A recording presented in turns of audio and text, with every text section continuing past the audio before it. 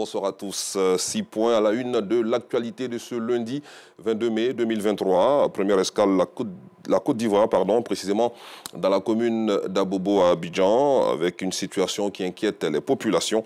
On constate de plus en plus de regards décoiffés aux alentours de la gare routière. L'omniprésence de ces regards pollue l'environnement et constitue un obstacle à la bonne circulation des véhicules. Le constat de notre équipe de reportage dans notre édition de 19h30. Parlons éducation à présent avec cette école inclusive pour des élèves dits normaux et d'autres en situation de handicap. Une initiative pour réduire les préjugés, faciliter l'insertion des enfants au même degré. Dans cet établissement, tous les élèves apprennent des métiers dès le bas âge sans différence aucune. Notre équipe de reportage y a fait un tour. Son compte rendu dans quelques instants.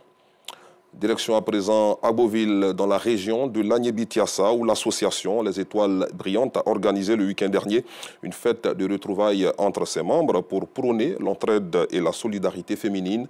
Une occasion pour Mariam Koulibaly, sa présidente fondatrice, d'offrir un cadre ludique de divertissement et d'échange en prélude à la fête des mères. Clément Boko y était pour RTI2, son compte rendu tout à l'heure.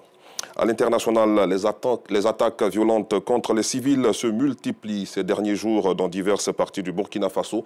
Le pays des hommes intègres a de nouveau été endeuillé hier par une attaque de djihadistes présumés qui ont tué une quinzaine de civils, majoritairement des bergers dans l'Est, près du Togo et du Bénin, ont indiqué ce lundi des sources sécuritaires et locales.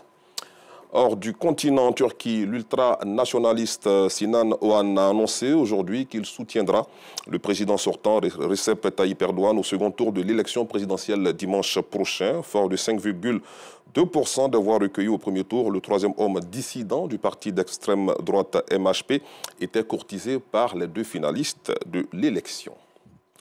Dans l'actualité internationale également, 19 jeunes sont morts dans l'incendie d'un dortoir scolaire dans le centre de la Guyane à Madia, une ville minière enclavée de ce petit pays du nord-est de l'Amérique du Sud, selon un bilan des pompiers publié ce matin. 2 enfants sont toujours dans un état critique, tandis que 4 souffrent de graves blessures.